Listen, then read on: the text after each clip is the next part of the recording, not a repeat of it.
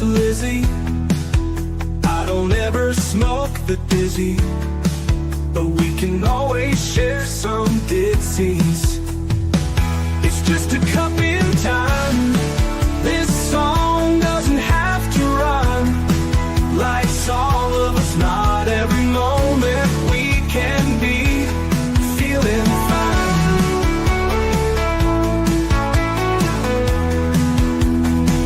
I wanna share a moment, just a second if you will, maybe even a cup of thrill.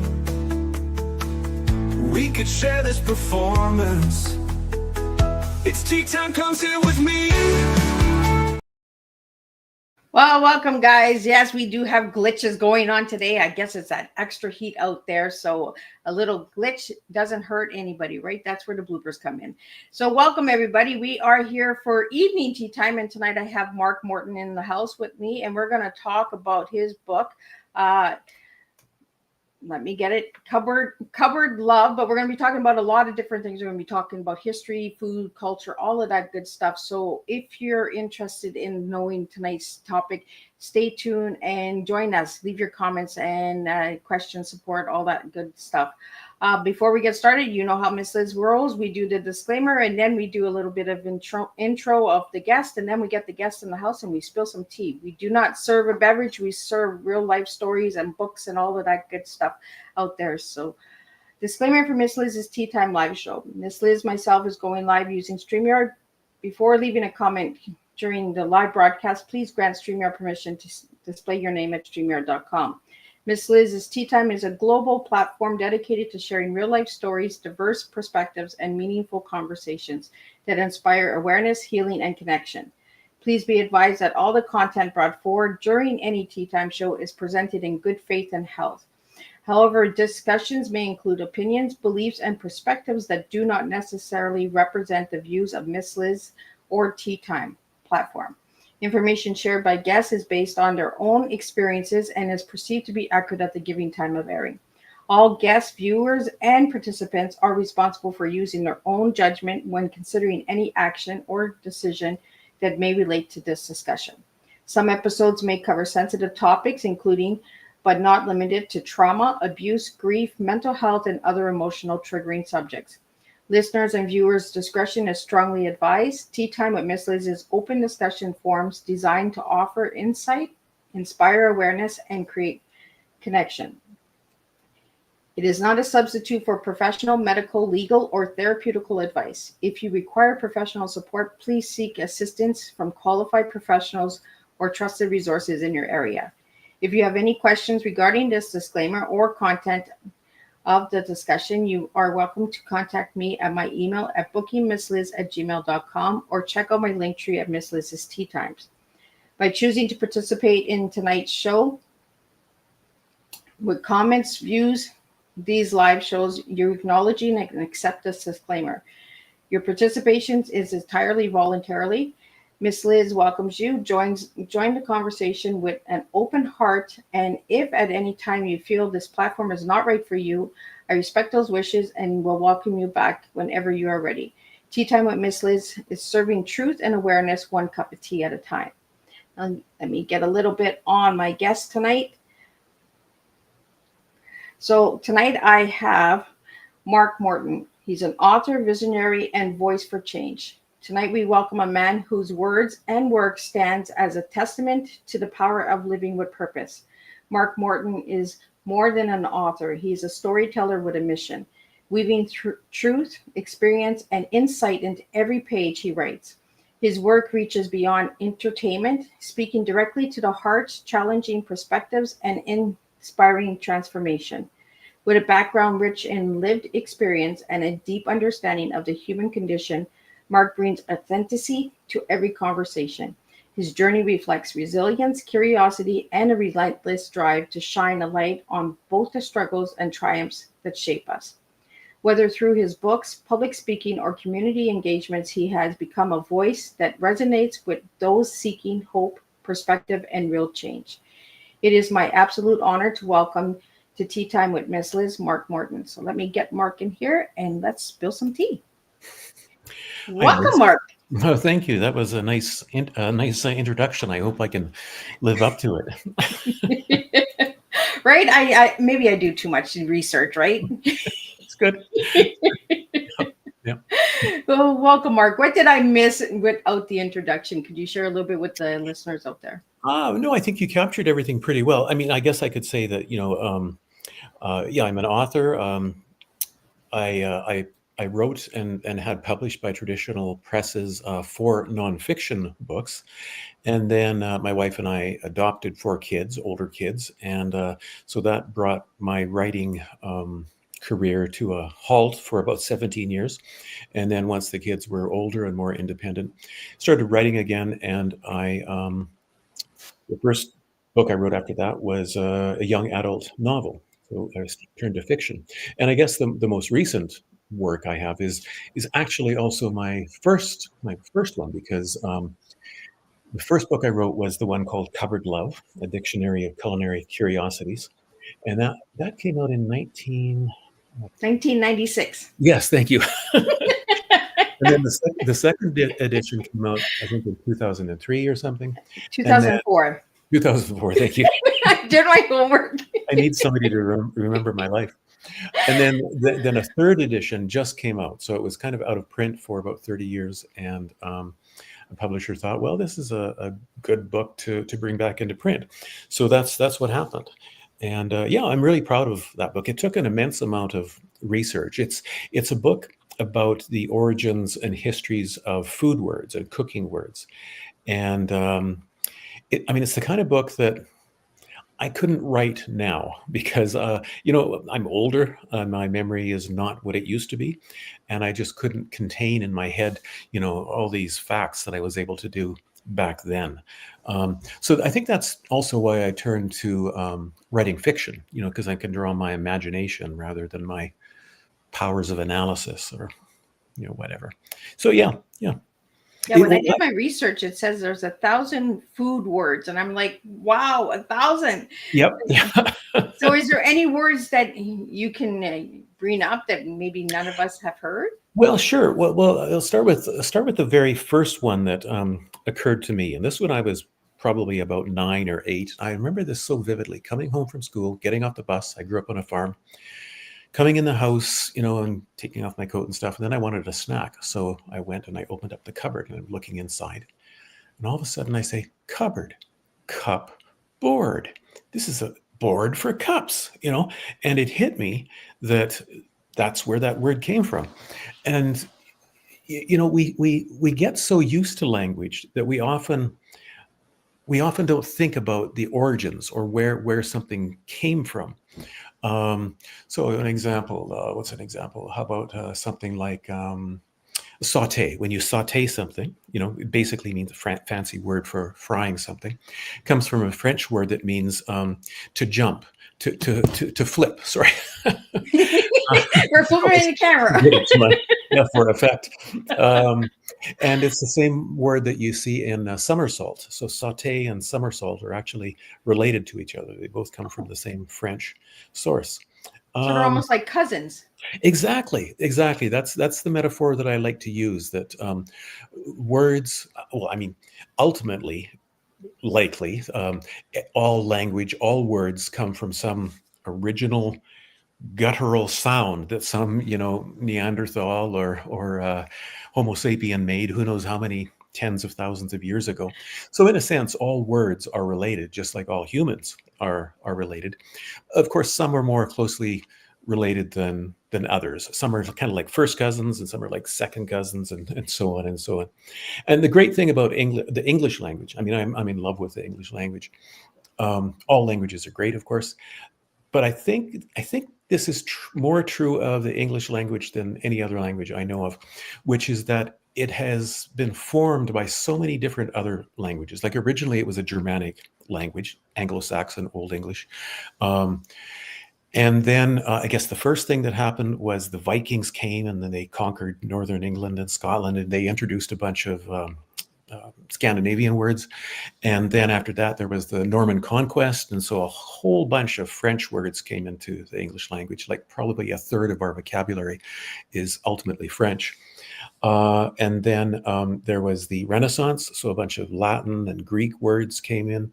And then, of course, there was the age of exploration and colonialism, where people not just from England, but from all European countries started traveling around and encountering other people, other languages, and adopting some of them. So a word like well, I grew up in Saskatchewan, and one of my favorite berries from there is called the Saskatoon. Oh, Um, those are good berries. oh, they're great. They make such great pie. Yeah. Out here, I think people call them service berries. Um, but yeah, Saskatoon, as probably the name sounds, Can is we get Saskatoon berries over here?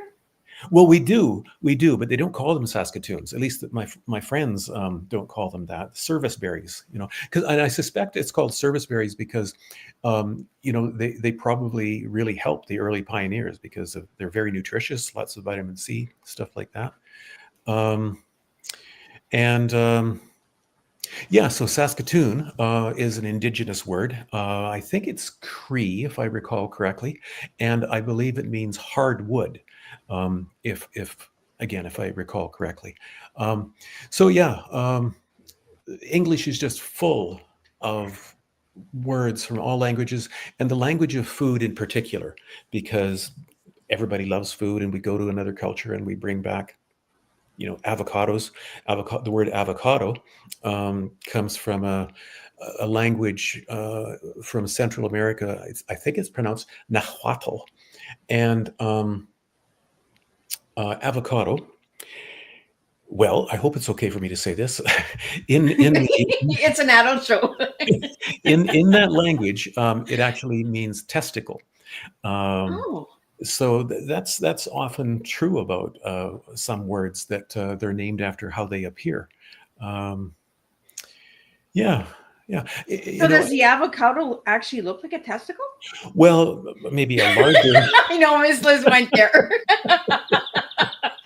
Yeah, yeah. I mean, and then you get into like guacamole, of course, which is made of crushed avocado.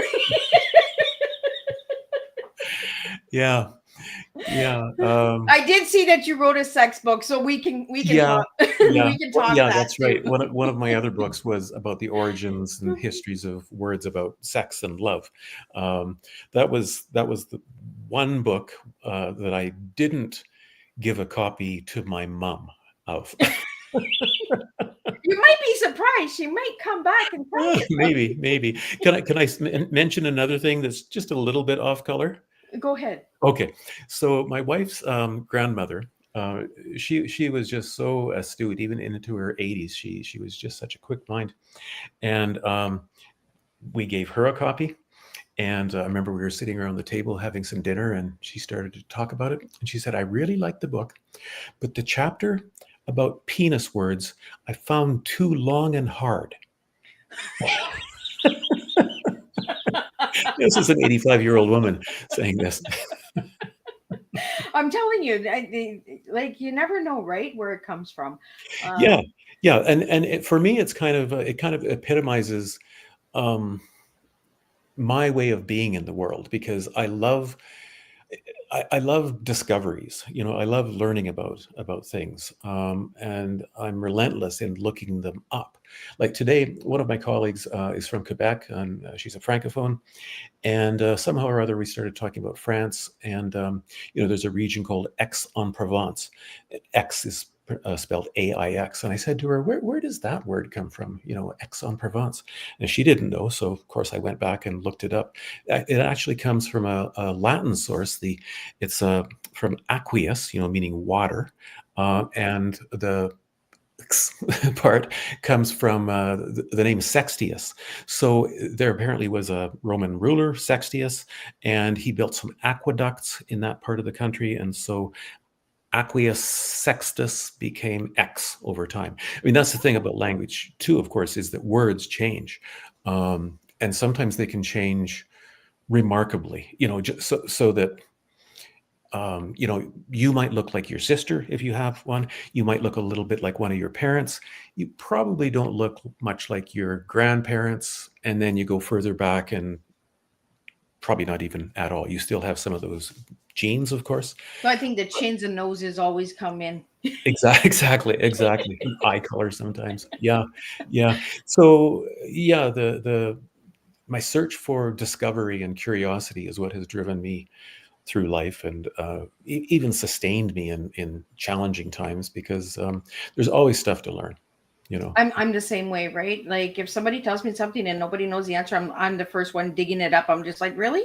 Mhm, Oh wow. mhm. It's like tea time with Miss Liz. Like it was TEA Yeah, for 5 seasons, and I just switched the letter E, but it still means tea. sure. Yeah, And the tea that I was given was by my grandma, my Oma from yeah, Germany, and tea is spelled TEE in German. yeah, So that's all I was doing. I was just playing with letters, right? Taking yeah, a yeah, letter, putting a letter. I just love making people ask questions, right? yeah, Like, yeah, Miss Liz, you spelled it wrong. No, it's not spelled wrong. yeah, It's just in a different language. yeah. Well, the word tea, the one that means the beverage, that's an interesting word, because in most languages throughout the world, their word for tea is very similar to tea, Yeah. because it was a single thing which very quickly spread around the world. So the original source of it was chai from India, but that became tea, and in our language, and other words. Same thing with coffee. The original coffee, I think, also comes from the same language that avocado comes from, um, Nahuatl. Um, and so most words for coffee around the world in other languages sound similar to coffee. Like in Arabic, I studied Arabic for a while, and in Arabic, the word coffee is kahwa. So Oh, you can hear the resemblance. wow. Yeah. It's amazing, how language and letters and words all change, right? But they Yep. mean similar stuff. Yep. That's why I love using words. I love asking words and getting words from Hmm. everybody, because Hmm. that's what I was given by my Oma, was 3 words, right? Was reflect, recharge, and release. Oh And yeah. at the age of 4, and I was just like, oh, Hmm. what's this woman trying to tell me, right? But Hmm. as I got older, I understood that she was giving me a life tea. It Yeah. wasn't about the beverage, and that's why I do tea time, right? Yep. Because it's not about the beverage; it's about what we serve, how we write, what we create, Yep. and Yep. that as well, right? Exactly. And I think that makes me think about how, with knowledge, there's different kinds of knowledge. Like, I think facts are really important, but also there's another kind of knowledge, which is kind of lore. It's lived experience that Yeah. other people can give us. And that is so, I mean, I think lore is where wisdom comes from. It's so important to have that, and to have access to people, to elders who have that kind of lore and can pass it on. Are you deep into ancestry, Mark? Into what? To the ancestry, like heritage and stuff? Um, that's a good question. It's a complicated question, because for me, like the name Morton, my surname Morton is English, but I also have ancestry from Germany, and also from Norway. And of Oh, those three, Norway again. yeah, of those three, the Norwegian is probably the least, uh, you know, component in me, but it's the one that I identify with most. Now, the other thing that kind of complicates it is, having adopted 4 kids, so they're biologically not related to us, genetically not related to us, and all of them sort of have Irish, Scots, English kind of ancestry. But they know that I like to consider myself a Viking, this Norwegian. You're like me. I got Yeah, Norway in me, so I'm like Viking, man. I'm a fighter. I'm gonna. exactly. And I've said to them, if you guys want to consider yourself, identify yourself as Norwegian, or having some Norwegian, do it. Everybody has the right, I think, to identify themselves as they feel fit. And of course, even in reality, in Norway, of course, people came to Norway from other countries, over the centuries, and they stayed there, and they contributed to that Norwegian identity. So that kind of identity, I mean, it's fluid. I don't think of, I don't, for me, I don't think I don't want to think of ancestry as something that is fixed. Okay. Um, yeah, and it's complicated, and sometimes I would even say it doesn't matter. You know, there's wars going on, in the world, Palestine and Israel, and sometimes I think if we could only all forget, Yeah. all those things, if we could just like reboot a computer, everything would be fine, because it's the fact that people remember this person hurt me, and it just goes back and back and back, so if we could just forget, Well, and it's start fresh. repeating history, right? Until we Exactly. fix it, we're just going to keep repeating history. Yep. The wars are going to keep coming because we haven't healed from the first war. Hmm. Hmm. It's this country did this country, this country did this country, and it's just repeating itself. It's Goes that back and back. vicious cycle, right? Yeah. Yeah. And it's just like generational cycle of trauma and abuse, right? Hmm. Until we break those cycles and those patterns, we're just going to keep repeating it. Yeah, yeah, and I think the only real solution is, what has been happening with truth and reconciliation processes in various countries. Like I think that originated in South Africa with regard to apartheid, and of course it happened in Canada as well, and I think has done some good work. And I guess all of that sort of falls within the larger sphere of restorative justice. Justice which isn't about I'm going to punish you, but it's rather about we're going to heal together. And that's the way forward, I think. Well, we have to do it together, right? Not Yeah. divided. And that's where I'm finding that today's world, we're being so divided, right? We're talking about diversity and inclusion, but we're Hmm. more divided than Hmm. ever Hmm. now. Hmm. More polarized, certainly. Yeah. Yeah. Yeah. Yeah. So, Mark, let's get into this book because Sure. this book was revised in 2004, Yep. and then where did I put it? I put it somewhere in my notes here. In 2003, it was translated into Czechoslovakia. Yeah, yeah, that astonished me because it's basically a dictionary. It's a dictionary of word origins. And I used to, before it was translated into the Czech language, I used to joke with people saying, oh, maybe this is going to be translated. Because I thought, how do you translate a dictionary? Right? But yeah, a publisher in Prague bought the rights to it and translated it into Czech and published it. It's a beautiful book. They published it as hardcover. It's really, really well done. Um, but I never thought I would see that. Yeah, do Yeah, my homework. yeah, yeah, yeah, yeah.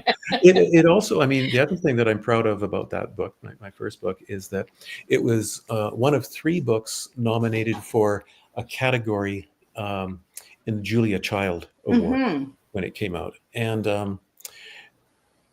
one of my regrets in life, I had the opportunity to go to the ceremony where they were announcing winners. I think it was happening in Chicago or New York. I forget now. I could have gone and I didn't. I don't know why, but I really regret that because I could have met Julia Child and it would have been so nice. Yeah, we actually have a question that came in about Hmm. Julia Child Award. Yeah. It says, Cupboard Love is a Julia Child Award nominated work. What was the most surprising food term or organ you discovered while writing it? Oh yeah, that's a really great question. I mean, I have a handful of really favorites. Um, one of one of my favorites, I guess, is the word funestrata. And the weird thing about funestrata is it's not really a food. And here's the context. It was invented by the American military because they wanted to survey their soldiers to find out what they liked to eat, what they didn't like to eat, and I just have to let my dogs in. One second. Come on. There. And the thing about surveys is that not everybody likes to do them. And so sometimes people will just answer randomly, right? They'll just check, check, check, check, check, that kind of thing. And so usually what people will do, experts in surveys, they will put in these kinds of questions that will reveal whether the person is really responding or not. So on the food survey that they created, funestrata was one of the foods, and they said, which do you prefer, funestrata or baked beans? And anybody who said funestrata, they knew, well, we can reject that survey. They're not Oh, really reading it. So funestrata doesn't exist. It's never existed. Another well, one that's a that's good a way to catch them if they really read the book too. exactly. Yeah. Yeah, so I really and Funistrata, it sounds so much like it should be a food. Like it sounds to me, if I imagined what Funistrata was, it would be like some sort of pasta, layered pasta, or something like that. Yeah. Yeah. So I love I I was love just like, that doesn't even sound like food because that's too much foodie for me. Yep, yep. There's another sort of category of words that I like are ones that they're obsolete, and they've often been obsolete for centuries and centuries. Some of them are so obsolete that we don't even know what they were. An example of that is blobsterdis. Um, and we know it's a food because somebody referred to a recipe for it, but they didn't say what it was. So we know that blobsterdis existed, but we don't know how it was made or what was in it. So is that Uh, the lobster biscuit? well, I wondered that too, but I don't think so. Well, actually, but lobster. I'm going to give you another word. Lobster is an interesting word. It comes from the Latin source locusta, that meant spider or sort of bug more generally, because a lot of people thought that lobsters were sort of the bug of the sea. Um, Oh, look at that. yeah, yeah. You know where I'm going after, right? Yeah, yeah. Or sometimes foods are named after people. Like probably one that most people know is sandwich. It was named after the Earl of Sandwich. Supposedly, like this is probably a kind of apocryphal, but supposedly the Earl of Sandwich um, he loved to play cards, and he would sit at the table for hours, sometimes days, playing cards and gambling. And he didn't want to leave the table, so he always would say to people, go make me something, take some bread, put some meat on it, blah blah blah, bring it to me. That's why it was named sandwich, because he was known for it. I mean, people obviously ate sandwiches before then, but it didn't really have that name. People would just talk about bread and meat. I would like some bread and meat. um, but the name comes from the Earl of Sandwich. Peach Melba is named after a famous Australian opera singer. Caesar salad is named after a New York restaurant owner who invented it. You Um, know what? I always thought Caesar salad was named after Caesar, the well, I Roman, mean, the Roman Caesar. ultimately, it goes back to that. And one of the interesting things about Caesar, well, first of all, is that he himself wouldn't have pronounced his name Caesar. He would have pronounced it Kaiser, because that's just how Latin was pronounced. And that's where the German language gets Kaiser, like there used to be like Kaisers, Kaiser Wilhelm, and so on. And that's also where we get the term Caesarian, as in Caesarian section, because supposedly Julius Caesar, was born that way. And of course his mother died, back then, like 2000 years ago.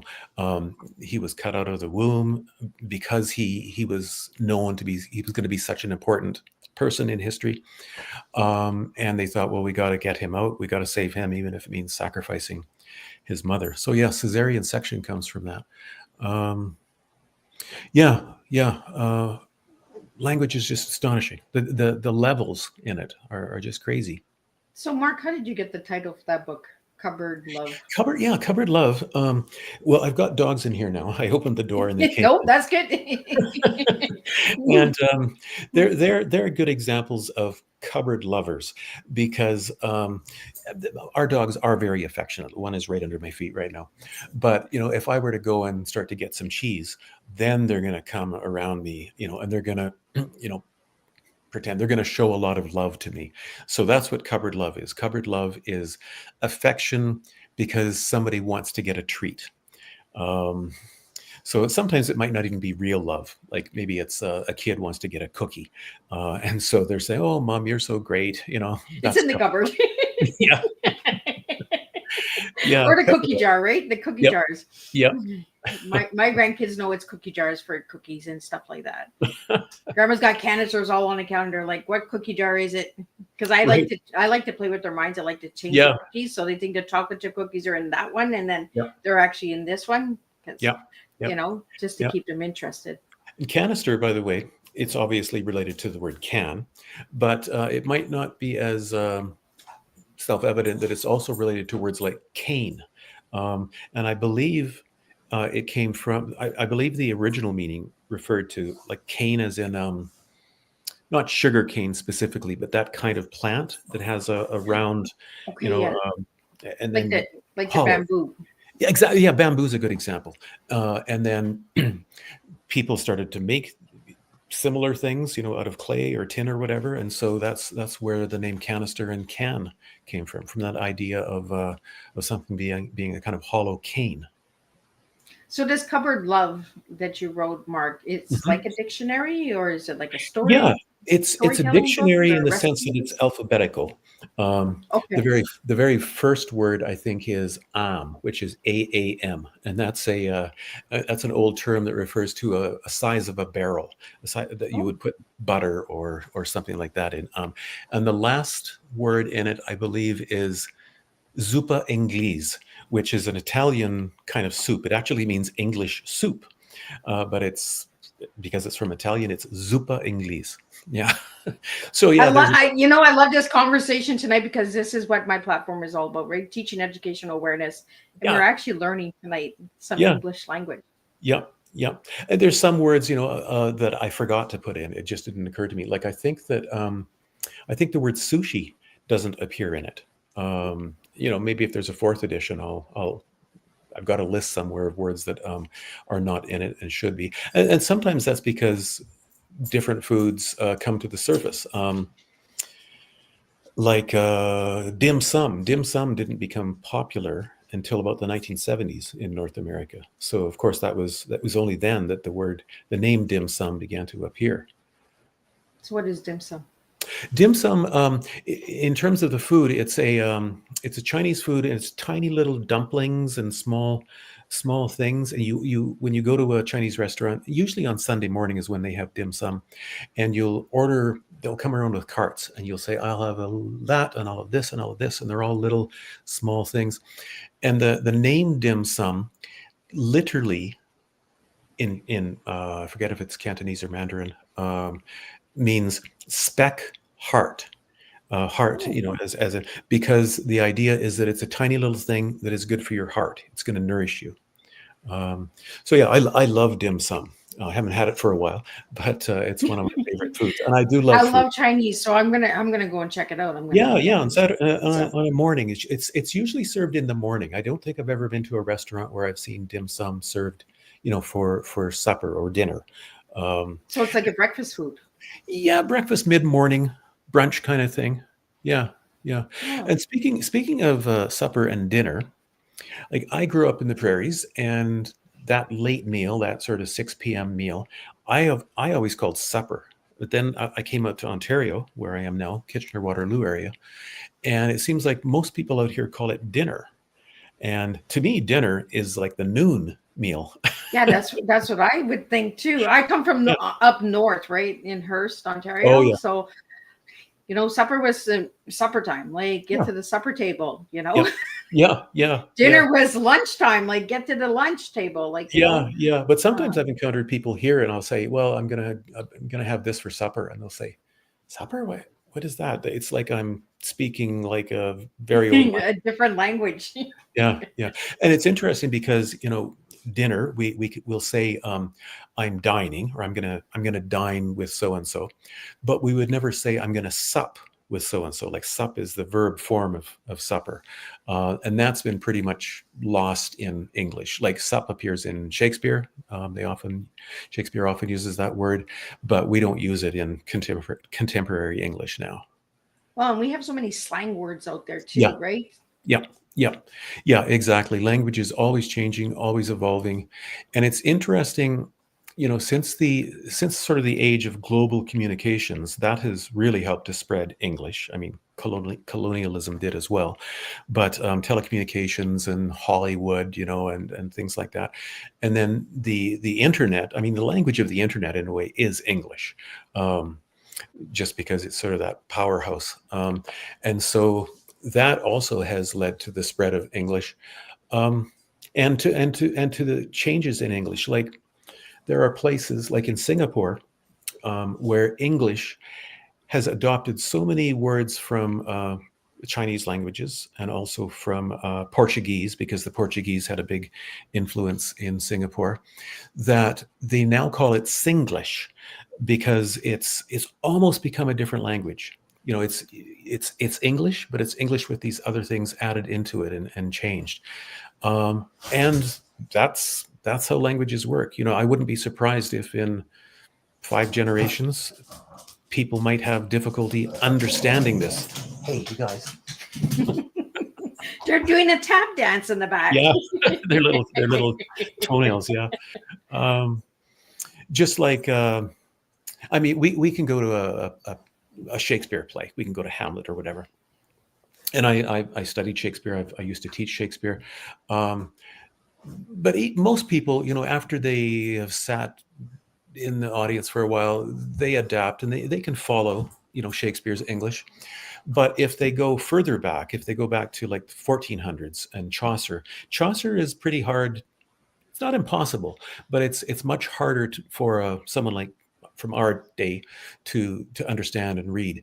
And then, of course, if you go even further back to Anglo-Saxon, like there's the great poem Beowulf, it's impossible for somebody to English speaker to read that unless they study it like as a foreign language. Yeah. Yeah. And you also wrote a book called Shakespeare, Cooking with Shakespeare. Cooking with Shakespeare. Yeah, yeah. I wrote that with a friend, Andrew Coppolino, and because he has a sort of a chef background, and I had the language background, and so basically it's about food culture in Shakespeare's England. So food culture from about 1564, when Shakespeare was born, to 1616, when he died, and it's about what they ate, how they prepared their food, what kind of spices they used. Like we mentioned lobster earlier on, and they wouldn't eat lobster. To them, lobster was like be like eating a crow or something. It was only poor people would have eaten lobster back then. And now today it's the rich people eating Exactly, lobster. exactly. And the number of birds that they ate very commonly back then. Oh, I'm getting some sun on me here. The number of birds that they ate, like they ate sparrows and wrens, and we even came across recipes for peacock. You know, yeah, they were very adventurous when it came to eating birds, and of course, back then, at least during the reign of Queen Mary, they were called sumptuary laws. And so you couldn't eat fish on Fridays because you couldn't eat meat on Fridays. You had to eat fish because Queen Mary wanted to kind of bolster or support the fishing industry. But one thing that they allowed people to eat that we would consider meat, you know, the bird called the puffin. It's like it's kind of a Arctic or bird. Is that like what the one with the big yellow beak? No, maybe that's a toucan.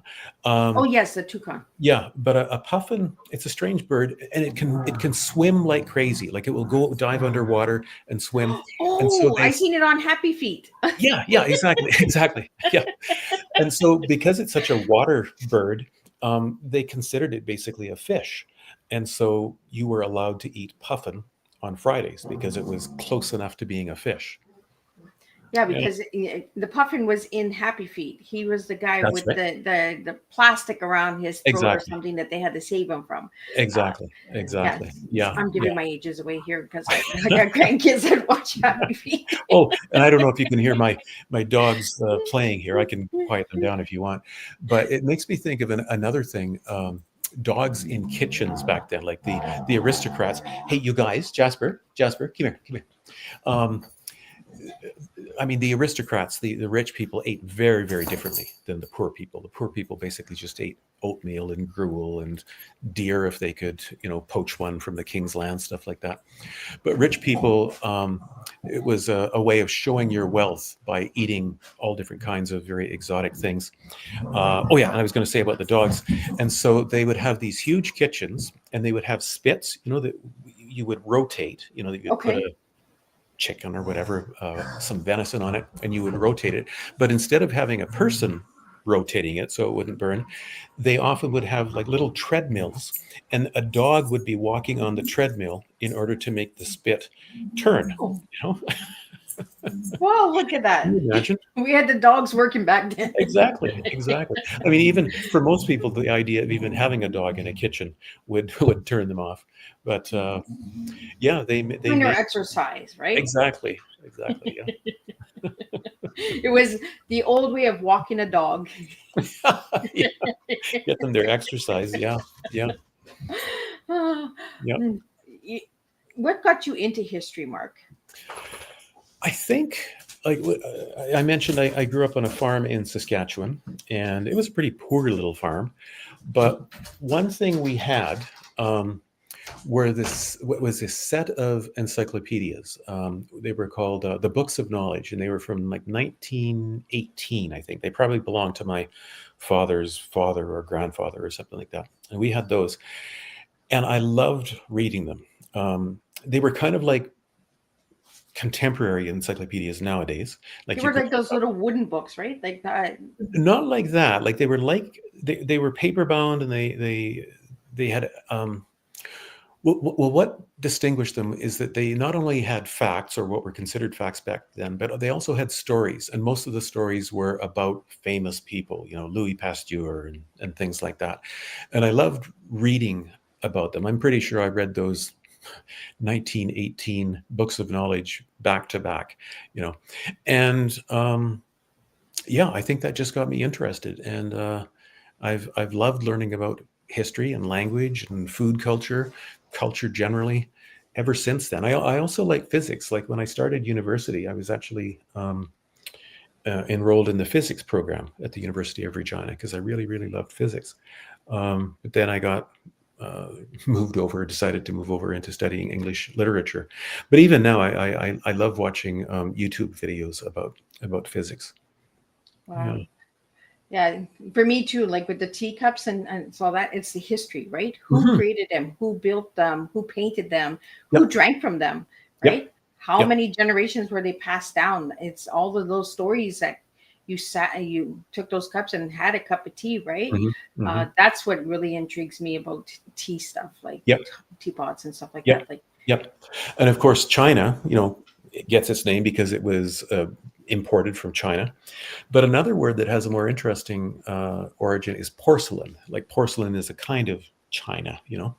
And the por part of that actually is related to pork. It means pig, because porcelain was, maybe still is, made out of bones. And so they would take pig bones and, you know, grind them up, I guess, and they would use that. And so porcelain and pork and even porcupine all come from the same source. Porcupine. porcupine is actually good. I'm gonna have a few viewers that are Miss Liz.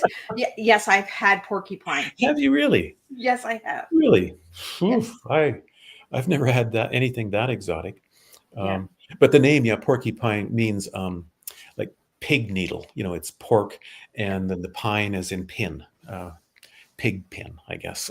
Sort of. Yeah. Yeah. Where did you have porcupine? My grandma made it on the farm. Hmm. Oh, must have been in 1980, 81, 82. She made porcupine. Hmm. I think somebody hit the porcupine and she was Hmm. just like, it's not going to waste. Yeah. Yeah. And then she said, well, I'll just try it, right? It's got to be like the rest of the meat out there. So she Yeah. just cooked it up and it was actually pretty good. We had a neighbor on the farm who would, you know, if somebody hit a deer or something, we would call him, or somebody would call him and say, you know, there's a dead deer on the side of the road. He would go get it, and he would slaughter it, or I guess not slaughter it at that point, but you know, do whatever, dress it. I think that's the Yeah. word. Yeah. And there was another guy. You know, our prime minister used to be the head of the Bank of Canada, right? Yes. And before him, well, probably a few times before him, there was a guy named Gerald Bowie. He was born and grew up in this little small town in Saskatchewan. He became the the head of the Bank of Canada for a while. His father was very adventurous in eating. His father would eat crows and probably porcupine and things like that, raccoon. Yeah, it's just The most exotic thing that I think I have had is I mentioned that I've studied Arabic, and I went to Riyadh in Saudi Arabia a few times to give some workshops in um, learning technologies. And once I was at this kind of banquet, and it was one of those silver domes, and I lifted it up, and I thought, "What in the world is that?" And then I realized that's a brain. It was a sheep's brain, a boiled sheep's brain, Oh, and it still looked had all those crenellations on it and stuff like that. I didn't try it. I couldn't bring myself to try it, but I think I well, took. they have these dating places where they blindfold you and they make you eat food to Oh see if yeah, you can taste it. Like, yeah, and I'm just like, yeah, that's the only way I'm eating some of that stuff is if you blindfold me because I yeah, can't get over the look of it. I'm just like, yeah, yeah, exactly. no. I have had camel milk when I was there. Um, but yeah, I've had camel milk, goat milk, cow milk, of course. I don't think I've had mother's milk, but I don't think I've had any other kind of milk. There's a lot of different milks out there. Yeah, yeah, yeah. Okay, here's another story though. My youngest brother, um, when he was probably 3, this is going to sound awful, but yeah, grew up on a farm and not a lot of. It was a pretty primitive situation, let's say. And my brother Kelly, we had a dog named Zip, and Zip was always having puppies. And one day we look over, and there's Kelly on the floor, and he is nursing off of Zip, who had just given puppies. Oh man, Well, it had milk. yeah, yeah, dog milk. Yeah, yeah. That was very That's before the internet started, right? All those stories. Like, exactly, can you exactly. imagine if we had the internet back when we did our crazy Hmm. things? Like, Hmm. Hmm. I'm so glad that we didn't have internet for some stuff. Yeah, yeah. It's great, but it's So, also Mark, awful. we're almost at the end here, so I Sure. want to get a couple. Yeah, I yeah. want to get a couple of these questions into you, but I also want to get in because when you sent me your word to describe yourself, you Oh, gave yeah, me a yeah. word, and I was like, "Oh, that's interesting. I want to know." So you gave me the word twilight. Yeah. Twilight, I think, is my favorite word in English. It's not a food word, of course, but I love the way it sounds, like twilight, and I love what it is. It's a space between two things. It's a space between, night and day. And I love those kinds of liminal spaces because they're magical, and I the people in the world that I find most interesting are similar. They're the ones that are sort of they're not this, they're not that, they're between. It's a hard place to be sometimes. It's but that builds character and makes people interesting. So yeah, I love the word twilight. So that describes you in a heartbeat, right? I think so. I think so. You're a Yeah, twilight. it captures one of my um, captures how I like to be in the world, I guess. Yeah, yeah. I can't Yeah. remember the other words. When I got the word, I was just like, oh, that's interesting. I love when I get words because I have people that say, Miss Liz, that's a hard question Mm, mhm, to describe myself in one word. mhm. Some people are like, let me really think about it. And then strong, Yeah, resilient, courage, And when I got Twilight, I was like, oh, this is going to be interesting. We're going to have yeah, something to talk yeah, about. yeah. It's interesting to try to get people to think more metaphorically about a Yes. word or a thing that would describe them. Yeah. Yeah, yeah. And that can be a source of kind of self-discovery too. Like when you asked me that, and I said, "Oh, Twilight." I thought, why do I like that? And I thought about how it's this kind of middle space between things. Well, it Yeah, kind of goes with the cooking and mhm, the food, right? The exactly. curiosity, right, of the Yep. Twilight, Yeah, understanding what the exactly. Twilight is. Yeah, and I think that's what curiosity is because you already know something, but you also want to know more. You're always kind of trying to advance, and you never get to the end. You never learned everything, but Yes, you're always in a space of finding out more. Hopefully, it's like the Twilight. It's yeah, endless, right? It's in yeah, the universe. yeah. So And I love the Twilight Zone as a show. that was actually a good show. They should bring it back. Oh, it was wonderful. It was wonderful. So thoughtful, and it raised philosophical and moral questions. Yeah. Absolutely. Yeah. So, Mark, for your T, you gave me authenticity, unlearning, and self. Yeah. Why those three Um, words? Unlearning, because I think a lot of the learning that we have to do is actually unlearning. And well, I guess what I mean is this, I grew up in a time when colonialism, we didn't even call it colonialism. It was Yeah. just how things were, right? It was like the white people are the best civilization, it was just taken for granted. And, as time went on and we made progress as humans, we realized, well, that's not the case. Colonialism was pretty bad in a lot of ways. And so I think we need to do a lot of unlearning, and that other cultures are just as valuable, just as important as whatever culture, I grew up in or we grew up in. So we have to unlearn a lot of things in that way. Um, and authenticity, I think, was one of the other words. Yeah. And yeah, I think it's really important to be authentic, to be one's authentic self. I think it also makes it easier to kind of move through the world, because you don't have to be always thinking, I gotta be this person, I gotta pretend to be this person and create this self. You just are, and people can like you or not. What was the third word that I Self. chose? Self. Yeah, yeah. Yeah, I was interested with that word self. Yeah. I mean, we are all selves. Each one of us has a self. And I sometimes find it interesting to think about how everybody is walking around. I'm walking down the street and everybody around me thinks of themself as a self. They're all thinking, I am me. Yeah. So on the one hand, we're all individuals. We're all separate. We can't even get inside each other's minds. What you see for blue might be different than what I see for blue, for example. But on the other hand, we're all united because we all have selves and we're all trying to be in this universe that we found ourselves getting born into. Yeah. Yeah, the older I get, the more I think the world and living and being and the universe is a mystery. That and depending on the day, I sometimes think it's a good mystery and sometimes think it's a bad mystery. Yeah. Yeah.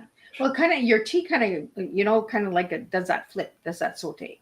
Mhm. Because the Yep. unlearning, right, of Yep. self to become Yep. authentic, Yep. right? And then you put it all together and it's to be your one self, Yep. But we're Exactly. so afraid of being authentic because in today's world, what is authentic? Mhm. Right? We're Mhm. being told that we need to be doing it this way, we need to look this way, we need to say this, you Yeah. know, Yeah. freedom of speech is being taken from us. Mhm. Censorship is coming in. A lot of people are all confused in that. Mhm. So, Mhm. how do you be authentic when you're always being programmed to don't do that, don't say Yeah. this, don't, Yeah. So Yeah. Yeah, that's one of the things that my wife and I tried to instill in our kids, I think, was be authentic, be yourself. Because ultimately, that's all we got, yeah. you know? Like I tell everybody, I am who I am. If you don't like me, you don't like me. If you like me, you like Yeah. me. And I don't Yeah. want to be everybody's cup of tea, right? Because then Exactly. Yeah. if I'm Yeah. everyone's cup of tea, then am I really being authentic? Yep. Yep. Yeah, it's like Popeye used to say, the cartoon, I am what I am. With a good can of spinach. Yeah. We're kind of giving our ages away here, but Yeah. Yeah. you know. Yeah. So, Mark, is there any new books coming our way, or Yeah, I've completed another novel, like my first YA novel. It came out last year. Was a dystopian novel, sort of a yeah, speculative dystopian novel. And I've completed another one, but it's not YA. It's not for young adults. It's more of just an adult dystopian novel.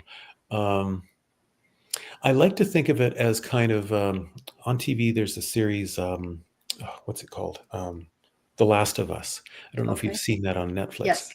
And I really like it because it's telling a good story, but at the same time, it's raising lots of issues and questions, and it explores a lot of gray areas, kind of like the Twilight Zone, like we were saying.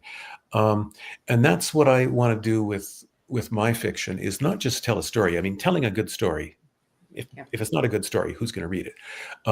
But I also want to create a world in which important questions are raised and considered. So yeah, that's what this new but unpublished novel is trying to do. So yeah, I'm trying to find a publisher for it. It's called The Darkening Sun. That's the title that I Ooh, have for it. nice title. I like Yeah, that because the other one is The Headmasters. yeah, yeah. So That's right. I was Yeah. when I checked out your books, I was like, okay, he's got food, sex. I'm like, this guy's all over it. Yeah, yeah. Well, and another one was about. It was called The End. That was my second book, I think, and it was about. It came out in 1999 at the end of the 20th century, of course, and it was about how people at the ends of previous centuries, 1899, 1799, 1699, how they celebrated or wrote about the end of their century. So it was kind of a history and culture work of nonfiction. Yeah. Yeah, and then you have the lover's tongue is the Yeah. language of love and sex, Yes. Yes. and that's something that I bring on tea time a lot because we don't talk about sex and Hmm. healthy intimacy and stuff like that as well, Hmm. right? So Hmm. is that what that's in that book, or is that another dictionary where it's just a bunch It's of different words? it's Or? similar to Cupboard Love, but it's not alphabetical. It's Okay. sort of chapter by chapter. Um, I start pretty tame with words. I think the first chapter is terms of endearment, like why do terms of endearment tend to be food based? Sweetheart, crumpet, honey. Even in French, they say mon petit chou. My little cabbage. Like, why is that? And then the next chapter is probably words that mean love, things like that, words that mean desire. And then as chapters go on, they become more explicit. So is it like breakfast, lunch, dinner, I never thought of and that. then nightcap? Yeah, I never thought of that. But yeah, so the interesting thing about that book, it did pretty well and got good reviews. Like it was widely reviewed. A publisher in the UK bought the rights to it. My publisher didn't tell me that, and they actually changed the title when they published it in the UK. They called it. It's called Dirty Words: The Story of Oh, Sex Talk. And I didn't. I mean, I thought it was weird that I wasn't told that they had changed the title, but they know their market. They're a people that like shows like Benny Hill, and so calling it Dirty Words is probably a good marketing move.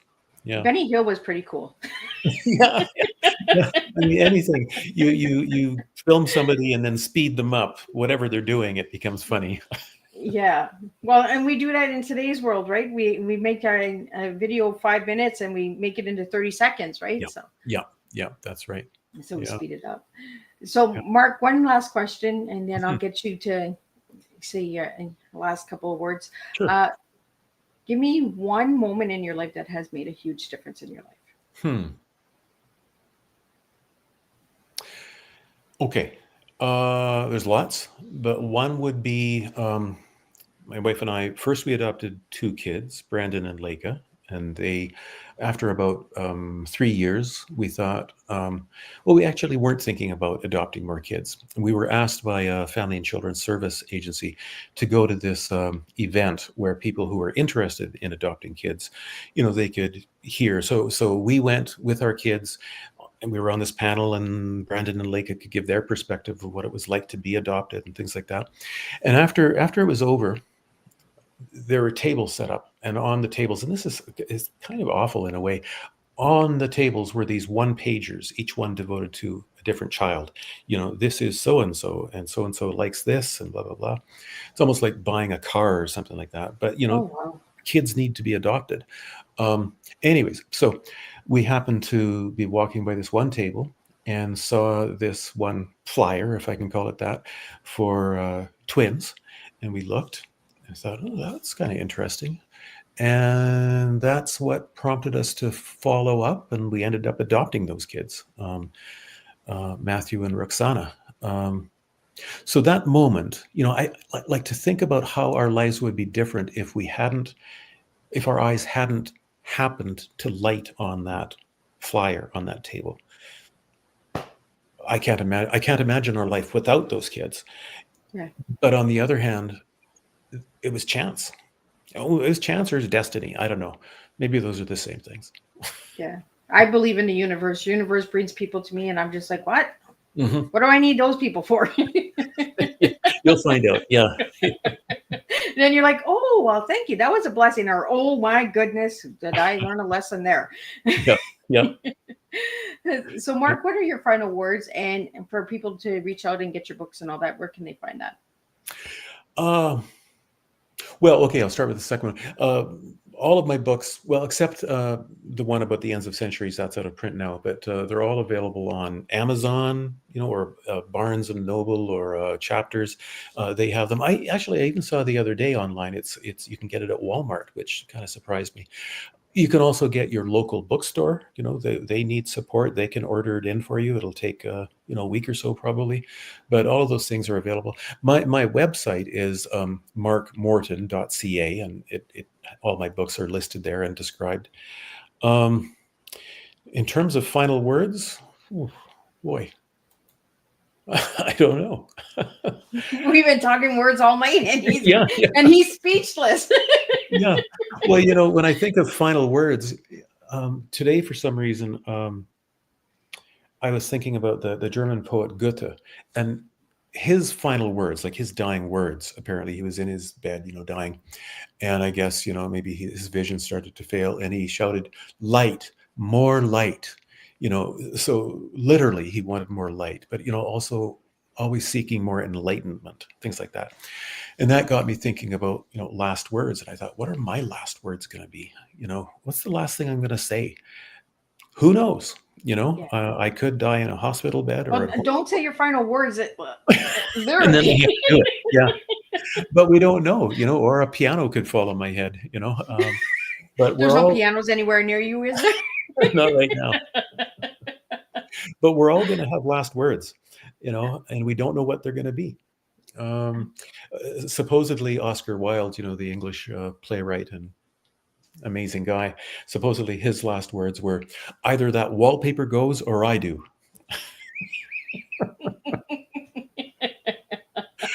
And there was somebody else, I forget who it was, written on his tombstone is, I told you I was sick.